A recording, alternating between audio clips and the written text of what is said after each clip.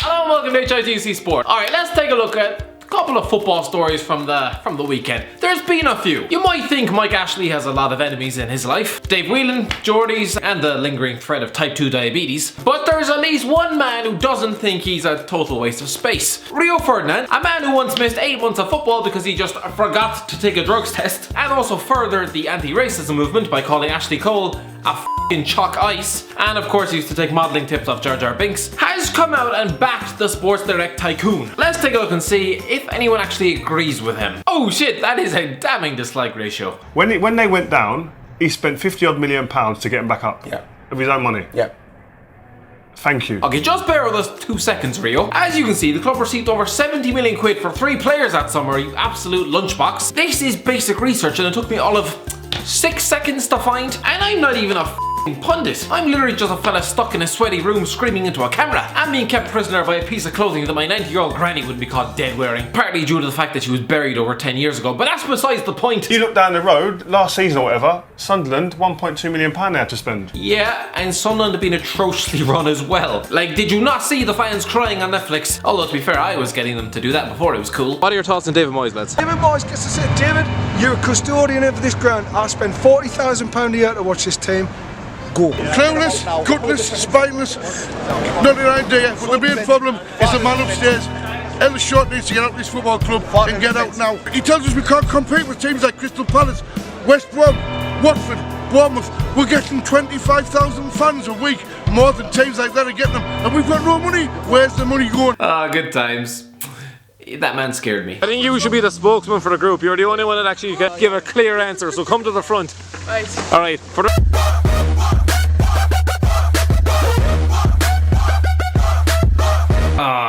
Yeah, people, this was my life before the scarf. Bullying children in public. Please don't make me go back. Newcastle been a yo-yo club. Before Mike Ashley, this club had been relegated 4 times in its history. Since then, they've been relegated twice. So, one man has been pretty much responsible for 33%, for 1/3 of entire relegations. Yo-yo club, for Christ's sake, they've had 15 seasons in Europe. So you might wonder why Rio is so vehemently sticking up for him. It's probably because he flogs his merch in Sports Direct. Merch, I might add, that I've not seen anybody on the face of the planet ever wear. You've driven the fans so mental that they've taken to screaming at vans on the A1. You fat cockney bastards! Get out of our club! Well said, Rio 35. If Rafa loves Newcastle as he says, spend some of his own money. He's got enough. Management is about teamwork. Why should it always be Ashley? Buy, it's still for sale. They're in the bottom 3 and Rafa is responsible. He picks the team. Do you know who wrote that? I'll tell you. Richard Keys. He's the fellow who ran away and left his wife for a young one. No, but honestly, this might just be the worst football opinion I've ever heard. And I've watched a lot of football daily. We do all remember Keys. He used to be the anchor on Sky Sports, a robotic caricature who just made a living out of asking Andy Gray questions, and no doubt successfully creeping out any woman who lived within a 3-mile radius of the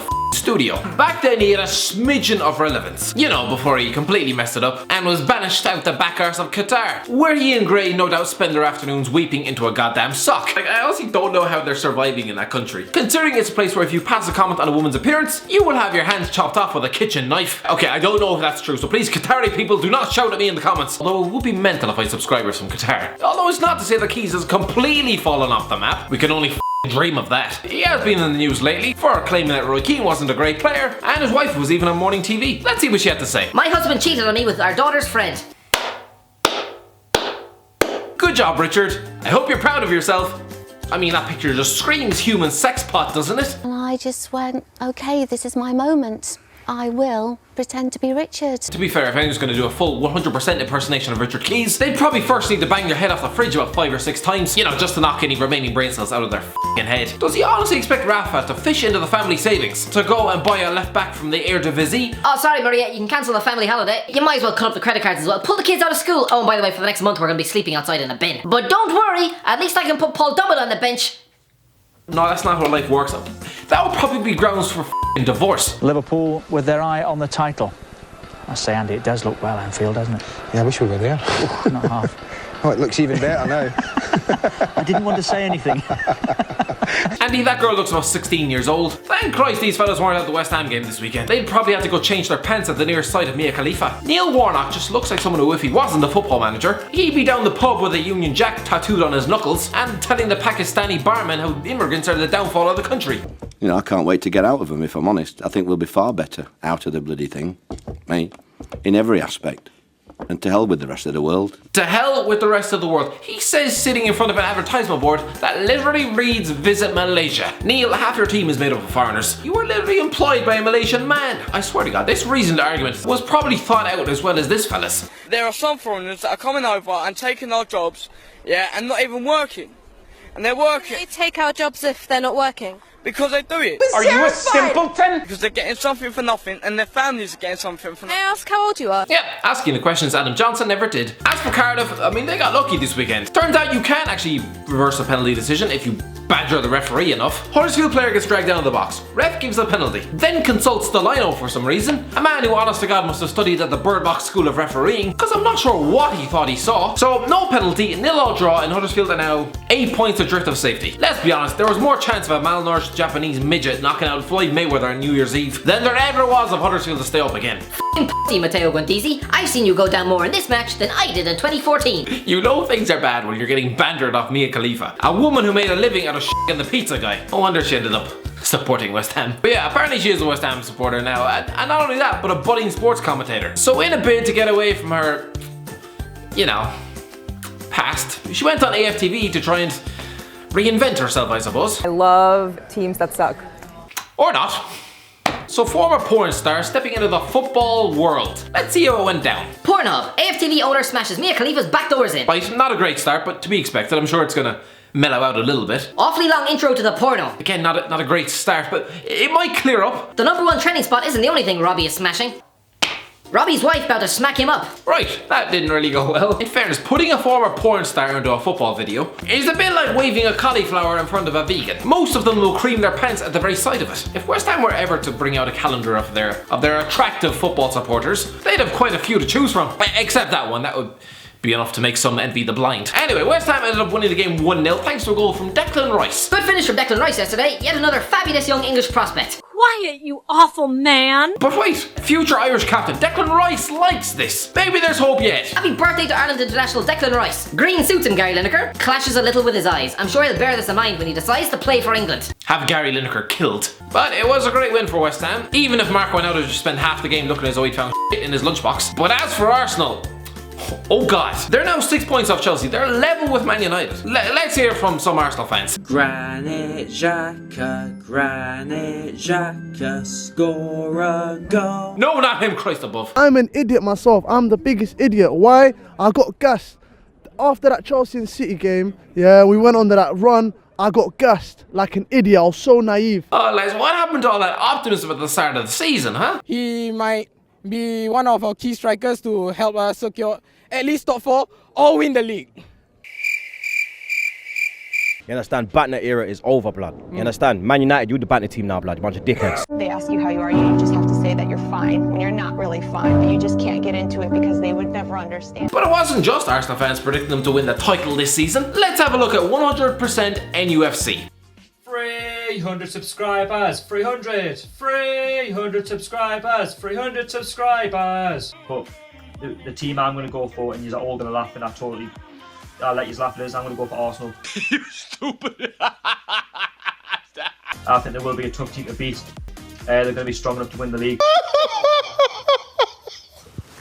Just kidding, Sharky. I do actually like this fella. And he puts out some good content as well, so check it out. But that prediction was insane. But seriously, there are problems at Arsenal. Stan Kroenke isn't getting out his wallet. They're letting Aaron Ramsey go to Juventus for free. I mean, despite the fans' best efforts. Stay now, Rambo, you don't have to go away. No gooner could take the pain if you leave for free in May. Oh, don't leave our club like this. If you leave, you'll be sorely missed. Or won't you stay with Emirates? Don't forget the thumbs up. This guy is actually amazing. Shane Long has scored a goal. I repeat, Shane Long has scored a human goal for Southampton. You know it's not your day when you're letting that man score against you. I love him for the winner against Germany, but Christ above, his last 4 goals have come under 4 different Southampton managers. How the hell is he still in the Premier League? Like, if that doesn't scream I don't belong here, I don't know what does. Fulham just cannot catch a break. They were winning 1-0 at Burnley thanks to a wonder goal from Andre Schürrle, and then 2 own goals later they've lost the game without Burnley even having to register a single shot on target. It's fair to say Fulham fans are not happy. So a couple decided to have a pop at Vice Chairman Tony Khan on Twitter. Leave my club please. Never, I'll die at this club. Go to hell. Considering you're forcing this man to shell out to watch Cyrus Christie every week, I'm pretty sure he's already there. Oh, and Man United won, beating Tottenham 1-0 thanks to a goal from Marcus Rashford and giving Ole Gunnar Solskjaer 6 wins out of 6. Pretty great start, but it hasn't stopped the club sniffing around Gareth Southgate. Jesus Christ, it's almost as if the requirements for the Man United job are must have been relegated. Are we actually talking about Southgate getting the Man United job after beating Tunisia, Panama and Sweden? Is it just that easy now? He's obviously got the personality, we're not arguing that. But they call me the Gate or Harry. I mean, this man, he knows how to have a good time. And during the week I just drink mostly water and stuff like that. But I enjoy a few beers at the weekend. Gareth, lager, sometimes cider, so different drinks for different needs. And during the week I just drink mostly water and stuff like that. I mean, Gareth is definitely someone you could look at and think, there walks a bastion of integrity. Come on Gareth, it only took me 6 years to get over it. Have some pan pizza.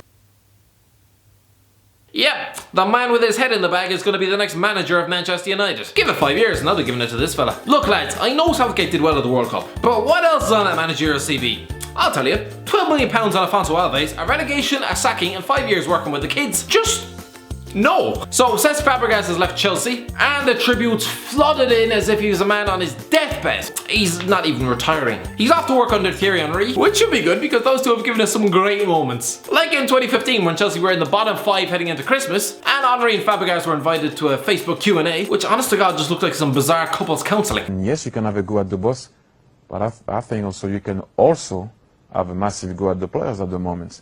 And look at him. Look at Fàbregas. He looks like he's just been told his isn't big enough. But is it just more than that, Cesc? Is it about confidence as well and gaining that elusive confidence that of course you all had last year when you romped to the title? Yeah. Yeah, great contribution, Cesc. Fàbregas will go down as one of the greatest midfielders in Premier League history. And of course, since he moved in 2014, Chelsea fans have been treating him as if he was the son of God himself. I'm at the point where I'm done with Cesc Fàbregas. What does he offer up in the pass? If you press him, he's he doesn't shoot, he doesn't dribble, he doesn't do anything with the ball other than pass, and even his passing's gone down this season. I'm done with Cesc Fàbregas. Get out!